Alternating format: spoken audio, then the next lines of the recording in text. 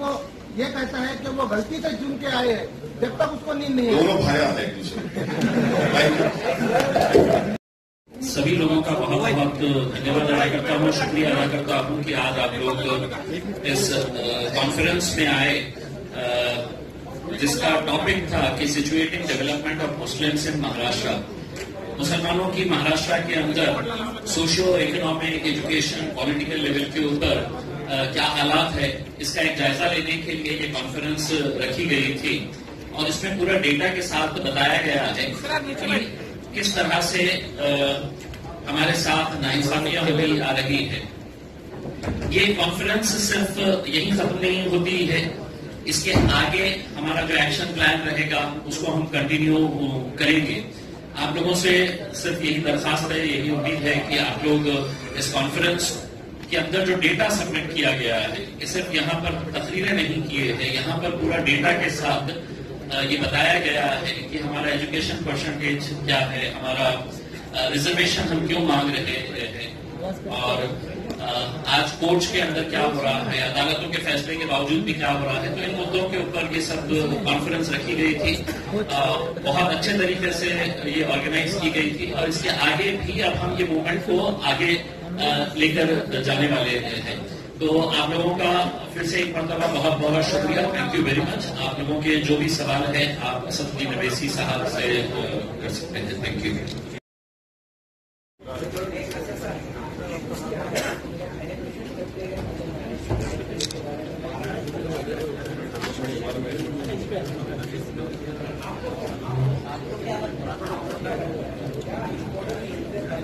नहीं, ये important issue था, इसीलिए तो आपको जहमत दी गई, सेमिनार किया गया कि रिजर्वेशन का मसला जो है एक बहुत इम्पोर्टेंट मसला है।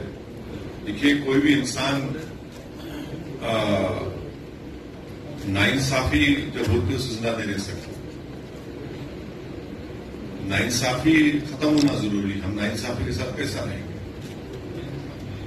तो महाराष्ट्र के उन 50 कास्ट को जिसको मुंबई हाईकोर्ट ने अपने ऑर्डर में कहा कि एजुकेशन में इनको 4% रिजर्वेशन मिल सकता है, इसलिए कि वो सोशली, एजुकेशनली उनके बैकवर्डनेस का एक इंपेरिकल डेटा है, तो उसको नहीं देना एक बहुत बड़ी नाइंसाफी है। आप किसी और जिस किसी को देना चाहते दीजिए आप, मगर जब मेरा मुसलमानों का सोशल एजुकेशनल बैकवर्डनेस प्रूव हो चुका है, हाई कोर्ट ने उसको एक्सेप्ट कर लिया, तो बजाय आप एक एक्ट को लेकर आते या रिप्रोमulgate करते ऑर्डिनेंस को, आप मुसलमानों को नहीं देते और फिर आप हमको उंगली उठाकर बोलते कि हम कम्युनल हैं और आप सेकुलर हैं। भाई, आप नाइंसाफी जो आप कर रहे हैं ना, ये नाइंसाफी का खात्मा जरूरी, नाइंसाफी खत्म होना चाहिए और महाराष्ट्र के मुसलमानों को रिजर्वेशन मिलना चाहिए। पूरे मुसलमानों को नहीं, वो जो 50 कास्ट जिसको हाई कोर्ट ने अपने ऑर्डर में कहा कि इनको मिल सकता है, इनको मिलना चाहिए, इसको हाई कोर्ट ने अपेक्ट किया। और ये सरकार, चाहे वो बीजेपी शिवसेना की थी, भाजपा शिवसेना की थी, या फिर अब ये 3-in-1 की जो सरकार है, ये भी जो 3-in-1 भूल गए।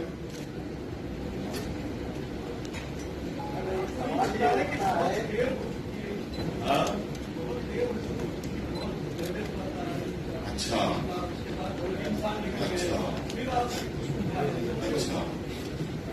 तो मराठाओं को देर नहीं हुई। हाँ, अभी हम भी रोड पे निकलेंगे ना, वही चाहते हैं क्या? भाई, आप मराठा रिजर्वेशन की बात करते, आप मुस्लिम रिजर्वेशन क्यों नहीं बात करते? कौन रोक रहा है आपको मुस्लिम रिजर्वेशन देने के लिए? हाँ, सुप्रीम कोर्ट ने मराठा रिजर्वेशन को कहा कि Maratha are not socially educationally backward. High court ने कहा कि मुस्लिम का सोशल एजुकेशनली बैकवर्ड। आप क्यों नहीं देते भाई? अब तो पार्लियामेंट में एक्ट भी पास हो गया कि स्टेट गवर्नमेंट कर सकती है। हाँ, ये अलग बात है कि 50% लिमिट को ब्रीच करना है, वो कानून पर आप दे सकते हैं ना मुसलमान, अब दीजिए। देर होने का क्या मतलब है? अगर फर्ज करिए किसी का मर्डर हो जाता है, पूरी फैमिली को खत्म कर देते आप, और केस चलता है 15 साल तक। इस केस में तो खाली 5-6 साल हुए, अब बोलेंगे 6 साल हो गए, केस को छोड़ दो, इंसाफ मत करो। इंसाफ तो होना चाहिए ना, क्योंकि इक्वालिटी जो है संविधान में एक फंडामेंटल राइट है, और इक्वालिटी, सब्सटेंटिव इक्वालिटी की बात संविधान करता है। वो सब्सटेंटिव इक्वालिटी की बुनियाद पर महाराष्ट्र के मुस्लिम कम्युनिटी के उन कास्ट को रिजर्वेशन मिलना जरूरी है। आप ये बताइए कि मुसलमानों का, हम शिवसेना से, भाजपा से, कांग्रेस से, एनसीपी से सवाल कर रहे हैं, आप महाराष्ट्र की जनता को बता दो कि मुसलमानों के पास 5 एकड़ से ज्यादा कितने परसेंटेज मुस्लिम के पास है? कितने मुसलमानों को बैंक और कोऑपरेटिव सोसाइटी से लोन मिलता, बता दो आप। कितने मुसलमान स्लम में रहते, आप बता दो। कितने मुसलमान ग्रेजुएट होते, आप बता दीजिए। कितने मुसलमान आउट ऑफ स्कूल है, आप बता दीजिए। अब इसको आप बोलेंगे देर हो गई, देर हो कुछ हो, ये इंसाफ का मुद्दा है, और इसमें देर की बात नहीं है, तो सिर्फ 5-6 साल पुरानी बात है। आप इसको सही करिए। आपको सिर्फ या तो आने वाले जो आपका नागपुर में सेशन होगा उसमें बिल लाइए और उसको एक्ट बना दीजिए, हिस्सा खत्म हो गया, कोई रोकने वाला नहीं है। जब भी मुसलमानों को रिजर्वेशन की बात आती है तो ये कहा जाता है कि मजहब की बुनियाद पर नहीं, ये देखिए, नहीं, ये मजहब की बुनियाद पर नहीं दिया जा रहा है।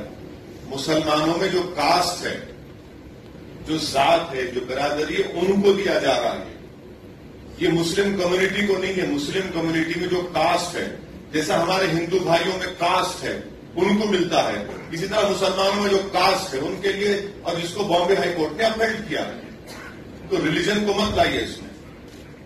मैं रिलीजन की बुनियाद पर नहीं, मुसलमानों में जो कास्ट है उनकी और उनके सोशल एजुकेशनल बैकवर्डनेस के नाम पर जिसका डेटा महमूद रहमान कमेटी ने दिया, जिसको हाई कोर्ट ने माना, उसको कि हाँ ये सच्चाई है, ये कास्ट मुसलमानों में बैकवर्ड है सोशली और एजुकेशनली।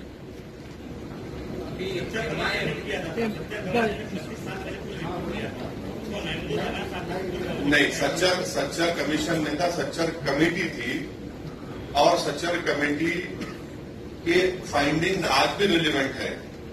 महमूद रहमान कमेटी को महाराष्ट्र के मुसलमानों की पसमानदगी, उनके backwardness socially, educationally, economically, health, housing, land sharing, equity, ये 7-8 चीजों पर उस रिपोर्ट को, उस कमेटी को बनाया गया, उसने रिपोर्ट दी। उसके बाद सच्चर के बाद रंगनाथ मिश्रा कमीशन की रिपोर्ट आई, उसके बाद उर्दू कमेटी की रिपोर्ट है, फिर एनएसएसओ का डेटा है, 2011 के सेंसस है। तो ये पूरा एम्पिरिकल डेटा है जिसको कोई देखना नहीं चाह रहा है।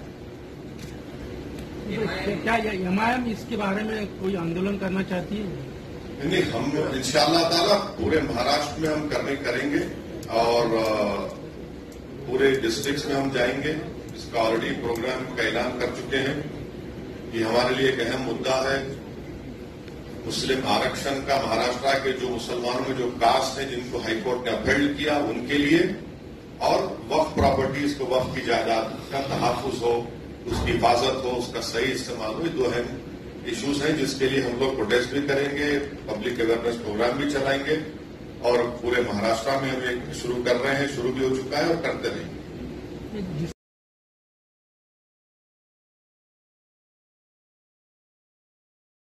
वो भी ऑप्शन है, सब करेंगे, पूरे option are on the table. बिल्कुल।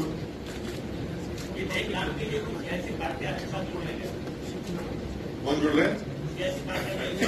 हमारा तो सूरत ही नहीं, हम खुद बहुत बड़े हैं, इंशाल्लाह करेंगे। आपका साथ, आपकी दुआ रही। वो जो जुड़ने का काम नहीं करना है, उनको खाली एक ऑर्डिनेंस या एक्ट, बिल लेके आने का है। हम उनको बोले एक बिल लेके आओ। नागपुर में जो असेंबली सेशन होने जा रहा है, आप एक बिल डालो मुसलमानों के लिए, बोल दो ना। आप दो महाराष्ट्र के मुस्लिम्स को दो, जिसको हाईकोर्ट ने अपील किया है। आप पूरे ये बिल लाएंगे, वो बिल, ये बिल क्यों नहीं लेके आते आप? कौन रोक रहा आपको? लाना चाहिए। अगर नागपुर सेशन में ये बिल नहीं आता तो नागपुर सेशन में अगर ये बिल नहीं आता, लड़ाई चलेगी, लड़ाई चलेगी। नागपुर जाएगा मोर्चा। नहीं, लड़ाई, अरे पूरे महाराष्ट्र में जाएगा, क्यों नागपुर के तक मुद्दा आप रोक दे रहे? पूरे महाराष्ट्र में जाएंगे तो लड़ाई चालू रहेगी। चाहे हम अपना प्रोटेस्ट करेंगे, डेमोक्रेटिक राइट है, पीसफुल प्रोटेस्ट करेंगे, इस राइट के लिए हम लड़ेंगे। देखिए, मैं हर चीज को बर्दाश्त कर सकता हूँ, नाइंसाफी के साथ हम जी नहीं सकते। ये नाइंसाफी हो रही है हम साथ। आरक्षण की लिमिट खत्म हो चुकी है। ऐसा बोले? अरे हाईकोर्ट ने कह दिया ना, हाईकोर्ट ने कहा कि मुसलमानों को दो, इनको दिया जा सकता है। हाईकोर्ट ने कहा एजुकेशन में दे सकते, एम्प्लॉयमेंट में दे सकते, क्योंकि एम्प्लॉयमेंट 50% क्रॉस कर गए थे। हाईकोर्ट ने कहा कि मुसलमानों का एजुकेशनल और सोशल बैकवर्डनेस है, मगर क्योंकि एजुकेशन में इनको दे सकते, एम्प्लॉयमेंट 50% क्रॉस करें, एम्प्लॉयमेंट नहीं दे सकते। एजुकेशन में दो ना। हाईकोर्ट ने मराठा कमेटी के बारे में ऐसा ही कहा है ना, आप पढ़े नहीं बराबर, हाइट नहीं, आप पढ़े नहीं बराबर। हाईकोर्ट ने उसको रिजेक्ट किया। सुप्रीम कोर्ट ने कहा कि इनका सोशल एजुकेशनली बैकवर्ड नहीं है। हाईकोर्ट ने मुसलमानों को दिया, मराठाओं को भी दिया है। नहीं नहीं नहीं। देखिए, हाईकोर्ट सुनिए मेरी बात सुनिए। हाईकोर्ट में मुसलमानों का अपील किया, मराठाओं का बोला कि ये इनका डेटा नहीं है, तो उन्होंने बिल लेकर आए असेंबली में। कोर्ट की बात करो आप, कोर्ट की बात करें आप, बिल लेकर आए और बिल मुसलमानों का लेकर नहीं आया, और फिर उसको चैलेंज हुआ, सुप्रीम कोर्ट गया। वो सुप्रीम कोर्ट ने कहा कि ये लोग सोशल एजुकेशनली बैकवर्ड का डेटा नहीं ले सके, प्रूव नहीं कर सके। मुसलमानों का तो डेटा प्रूव हो चुका है। अभी पार्लियामेंट में खड़े होकर बहुत बड़ी बातें किए ना, अभी दो। मराठा रिजर्वेशन के लिए बीजेपी, कांग्रेस, शिवसेना, एनसीपी बार-बार प्राइम मिनिस्टर के पास जाती है। हाँ। उस तरह मुस्लिम रिजर्वेशन के लिए आप भी प्राइम मिनिस्टर को मिलेंगे क्या? प्राइम मिनिस्टर के पास जाने का ही नहीं है, यहाँ करने का है। सुनो अरे आप समझ लेने मेरी बात को। बीजेपी का मजबूत रहता है ना सुनो, आपको यहाँ देने में कौन रोक रहा? स्टेट का मसला है, दे दो ना। यहाँ पे तो यूनिटी नहीं है। अरे मराठा रिजर्वेशन के लिए सारी पार्टियां ना, देखिए, वो हम यही चाल चल रहे लोग, ये 3-1 पार्टी जो है चाल चल रही। ये एक साथ तीनों मिलकर शादी कर लेके हम समझ रहे कि हम नहीं मालूम क्या कर रहे हैं। आप कर सकते हैं, यहाँ पर आप करिए। नवाब मलिक स्टेटमेंट देते हैं तो बीजेपी उसको अपोज करती है। अब वो अपोज करती है तो बहुत सी चीजों अपोज करती है बीजेपी। आप क्या नहीं ऐसा हुआ तो फिर क्या, जो बीजेपी बोलेंगे सुनेंगे क्या? आप सत्ता में, आप इंसाफ करिए। आपको कौन रोक रहा है इंसाफ करने से? और ये कब से शुरू हो गया? बीजेपी बोली तो हम ये नहीं कहते, तो बीजेपी जो बोली करेंगे क्या लोग? बीजेपी को बिठा दो सरकार में, अगर आप ऐसा है तो। अरे प्राइम मिनिस्टर से पार्लियामेंट में बोलेंगे, सबको बोलेंगे, या तो आपको करना है ना, यहां आप कर सकते, कर दो आप। लेकिन सर, इस मामले में आप जो मोर्चे निकाल रहे हैं या महाराष्ट्र के सारे जिलों में जा रहे हैं, इसको क्या लगता है कि इसका क्या इम्पैक्ट हो सकता है? या फिर अलग से ध्रुवीकरण हो जाएगा और हिंदू मुस्लिम अरे आगे ना असल सवाल पे माशाअल्लाह, मैं इंतजार कर रहा था ये ध्रुवीकरण कब आएगा। दिल की बात जबान पे आ ही गई आपके। चलिए, मुबारक हुआ, ध्रुवीकरण हो गया। क्या ध्रुवीकरण होगा? कैसे ध्रुवीकरण होगा बताइए आप। एक समाज जो है, अब आपको पूरा बीमारी बताना पड़ेगा। एक मुसलमानों में ग्रेजुएट सबसे कम, हाँ, फिर उसके बाद आप लोग थे ना, सुने ना, आप लोग देखे ना पूरा, फिर आप क्या है पूरा पूरी कुरान शरीफ सुन के आप बोले सूरह फातिहा पढ़ो, मेरे को बोल रहे हैं कहीं का ध्रुवीकरण हो रहा। इंसाफ करेंगे तो देखिए, महाराष्ट्र में 11% मुसलमान है, उस 11% में ये 50 कास्ट को अगर आप देंगे तो महाराष्ट्र मजबूत होगा ना, महाराष्ट्र मजबूत होगा, देश मजबूत होगा। ध्रुवीकरण कैसा होगा? अरे मैडम नहीं है, ये 1.0.1 भी नहीं है मेरे साथ, तो मैं नहीं पूछूं क्या? मुझे इंसाफ कर मेरा हक बनता ना। अरे आप पॉलिटिकल है, मेरे लिए कॉन्स्टिट्यूशन है। आप कॉन्स्टिट्यूशनल के जो राइट्स मुझे दिए गए, आप मुझे उससे महरूम कर रहे। हाँ हाँ, किसकी यूनिटी लगेगी? अरे देख लेंगे ना यूनिटी अब आने वाले दिनों में। किसने? हाँ, आपने अच्छा सवाल किया। हम चाहते हैं कि महाराष्ट्र के मुसलमान सुन ले। हमारे जर्नलिस्ट लोग बोल रहे हैं कि मराठा समाज यूनाइट होके रिजर्वेशन लिया, तो मुस्लिम समाज को यूनाइट होना पड़ेगा और होंगे इंशाल्लाह ताला। हम मिलाएंगे सब।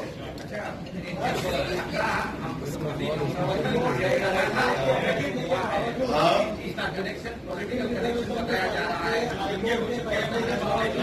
अरे आप लोग जिसने नहीं पूछा है, पर आप लोग यूनाइट हो जाओ पहले आप लोग यूनाइट हो जाओ, उसके बाद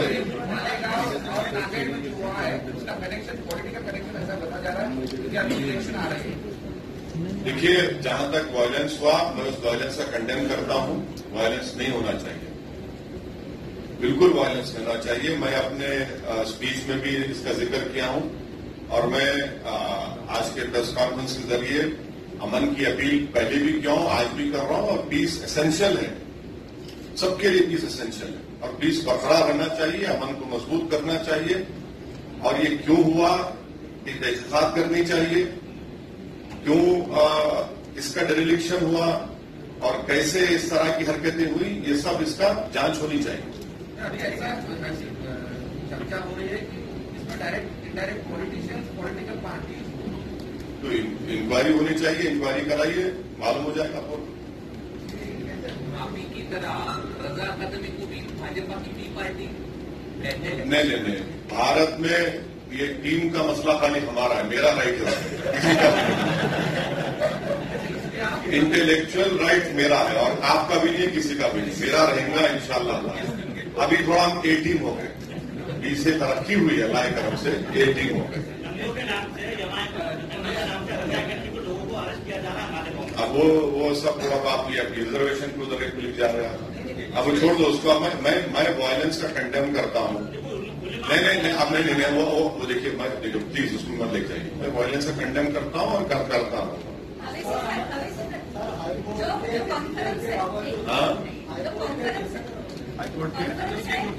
जो कॉन्फ्रेंस है और इससे 5 साल पहले भी जो बीमारी है वो डिटेक्ट हो गई है कि आरक्षण चाहिए, लेकिन अब बीमारी भी पता चल रही है और किस तरीके से जाना है वो भी पता चल रहा है। लेकिन आपने जो कहा कि 11% इकट्ठा नहीं है, तो ये होता है कि जब आप हर चीज को पूरा उसको मुकम्मल करना है आपको, तो यूनिटी तो जरूरी है, लेकिन not only in Muslims but overall पूरा इंडिया में जितना भी सबअर्टन जो है या मार्जिनलाइज पीपल है, किसी में तकलीफ है, उसमें लीडरशिप थ्रेट बहुत बड़ी बात है।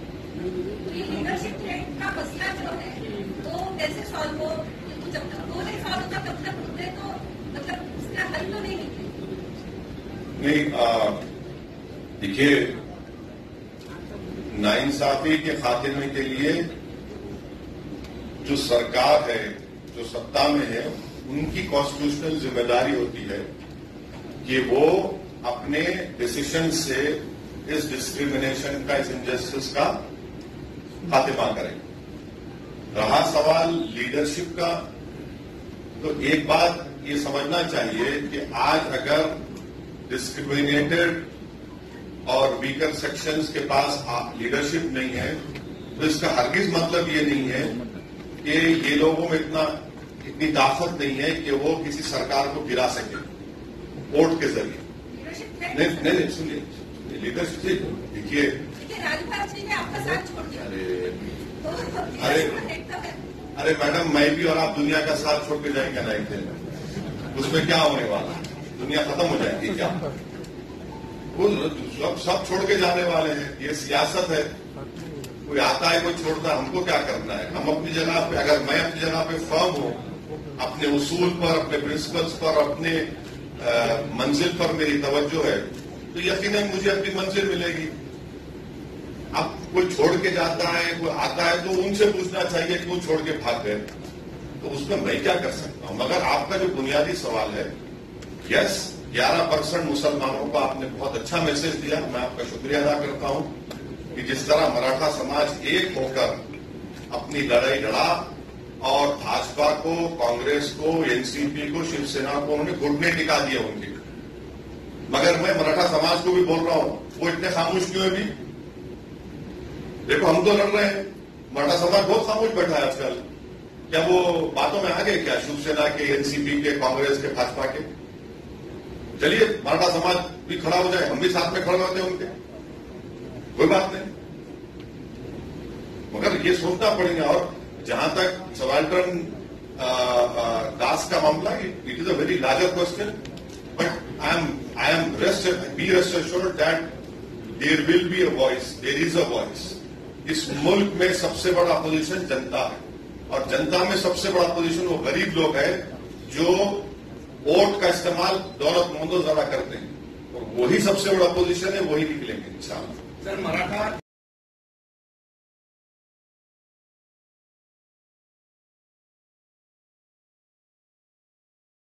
पॉलिटिकल झेंडा के साथ में गए हैं, कोई पॉलिटिकल पार्टियों के साथ में, मजलिस का कितना सुनेंगे मुसलमान और कितने लोग आपके साथ आएंगे? अगर मजलिस के साथ लोग होते तो शायद आपको पिछले इलेक्शन में अच्छा सा सक्सेस हो जाता है। इसी से जुड़ा हुआ सवाल है। नहीं, अब ये सवाल जो औरंगाबाद के एमपी को देना चाहिए। देखिए, हमने 27 नवंबर को एक नारा दिया था कि चलो मुंबई, और उसका मकसद यही था कि हम रिजर्वेशन, वक्फ की जमीनें और जो भी जहां जहां पर भी इंजस्टिस हुई है उसको हाईलाइट करने के लिए हम ये 27 तारीख का जो ये है, आप जो एक सवाल कर रहे हैं कि आपको कितना समर्थन, हमारी जो मैडम ने भी सवाल किया है कि आपके पास तो यूनिटी नहीं है, आपके पास यही नहीं है। दिसंबर में हम मुंबई जाने वाले हैं और आपको उस दिन ये एहसास होगा कि हमारी यूनिटी कितनी है और हमारी तादाद कितनी है। सर मेरा सवाल पूछने का मकसद ये था, मराठा एक साथ इसलिए एक साथ रहे लास्ट तक क्योंकि कोई पॉलिटिकल झंडा लेके वो साथ नहीं चले। मस्जिद आपके साथ, मस्जिद के साथ मुसलमान क्यों आ? नहीं, वो झंडा लेके नहीं चले, मगर पीछे झंडा पकड़े के लोग थे, मालूम आपको? मालूम है? हाँ, पीछे कौन पकड़े थे मालूम, हमको ही मालूम। हाँ, पीछे सब थे, बिल्कुल। अब हम सामने रहेंगे, लेकिन आप सामने आओगे तो कोई मुसलमान। हाँ, वो आप फिक्र मत करो, मुल्ला जी का मामला हम देख लेंगे, छोड़ दीजिए। अल्लाह है हमारे साथ, हमारे बीजेपी साथ रही है। हाईकोर्ट के फैसले के बावजूद गवर्नमेंट जो है तो मुसलमानों को रिजर्वेशन नहीं दे रही यहाँ पर जी। तो क्या ये आपकी तहरीक कामयाब होगी? इंशाल्लाह उम्मीद पे दुनिया कायम में कोशिश करेंगे, मेहनत करेंगे। इंशाल्लाह हमको यकीन है कि महाराष्ट्र के जो सेकुलर जहन रखने वाले लोग हैं, जो बड़ी तादाद में हैं, वो हमारी इस बात को समझ रहे हैं, नाइंसाफी को पसंद नहीं करते। उन तमाम का हमको साथ, उनका आशीर्वाद, उनका मोहब्बत मिलेगी।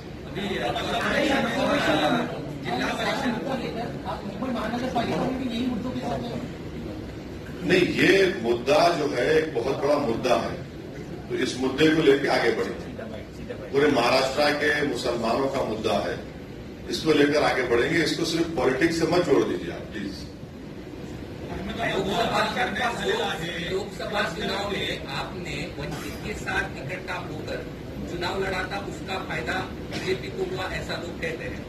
अभी ये मुद्दा खत्म होने के बाद ये मुस्लिम आरक्षण का मुद्दा लेकर फिर किसी और पार्टी को समर्थन के लिए तो ये कुछ हो रहा नहीं, ऐसा भी सवाल उठाया जा रहा है। अरे आप थोड़ा स्टडी कर लेना भाई, आप स्टडी नहीं करते आप।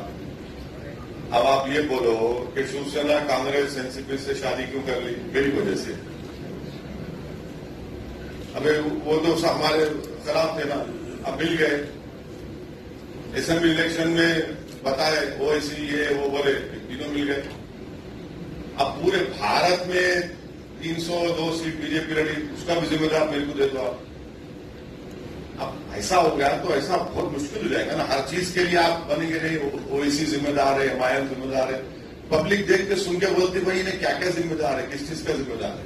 नहीं, ऐसा तो नहीं है कि अभी एक्टिव, आप जो एक्टिव हो रहे हैं तो अभी इलेक्शन है ना कॉर्पोरेशन के और जिला परिषद के, इसके पहले आप थोड़ा एक्टिव हो गए। पिछले 2 साल में जब इलेक्शन खत्म हुए उसके बाद में ना मुस्लिम आरक्षण का मुद्दा सामने लाए थे, ना किसी आंदोलन था, ना कोई वर्क नहीं था। ऐसा है सर, एक टाइम होता बीज बोने का, एक टाइम होता फसल काटने का, समझे ना? चलिए अभी और कुछ, अभी अब अरे आप मैं चाहता हूँ आपका मेरे को मालूम और बिल्कुल भी जाना है। अरे आप ये एक आदमी 3 सवाल कर रहे, थोड़ा बचा के रखो आइंदा के लिए, फिर आप निर्णय हुआ है कि अहमदाबाद में रास्ते के ऊपर जो मटन हो या अंडा हो बेचा नहीं जाएगा, तो इसके ऊपर आप क्या कहना चाहते हैं? अगर वहां सक्सेस हो गया तो भी लगाया जाएगा। देखिए, ये समझ में नहीं आ रहा कि वेजिटेरियन मंडी रह सकती, नॉन वेजिटेरियन नहीं रह सकती। नॉन वेजिटेरियन होटल में खा सकते, बाहर नहीं खा सकते। तो होटल में तो दौलत बन जाएगा ना। अब चाय बेचने वाला, चाय बनाने वाला तो मंडी पे गोश्त खाएगा उन्हें, अंडे बेचने वाले। और एक बात समझिए कि मेजॉरिटी उसमें नॉन मुस्लिम्स हैं, जिनको आप एम्प्लॉयमेंट से महरूम कर दिए। इतनी गरीबी है, इतनी परेशानी है। और अहम बात यह है कि गोडसे का स्टैचू लगता है और आपको मंडी की फिक्र है, गोश्त की मंडी की। गोडसे का स्टैचू लगता है, उसके ऊपर कुछ नहीं बोलेंगे। तो आप ये तो एंटी पोर स्टेप है ये। आप तो गरीबों को उनका पेट काट दे रहे हैं। आप ये बोल रहे कि जिसके लिए पैसा है गाड़ी में जा, होटल में बैठ के खा, जो मंडी पे गरीब है नहीं खा सकता। तो गलत है बिल्कुल ये। सर, आपने 2 दिन पहले यूपी में एक स्पीच दिया था कि अमित